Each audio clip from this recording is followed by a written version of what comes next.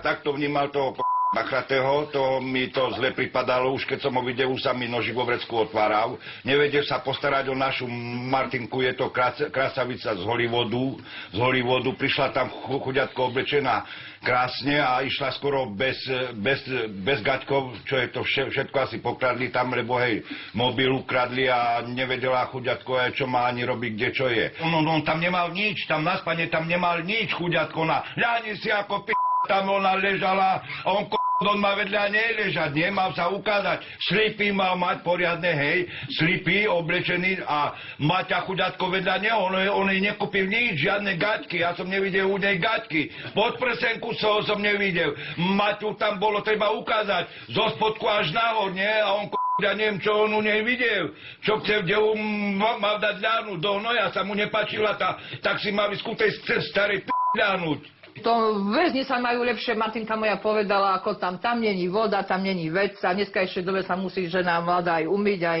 neviem. A ešte, veď prišla taká smrľava odtiaľ, že to bol katastrofa, hneď sa dala do vane.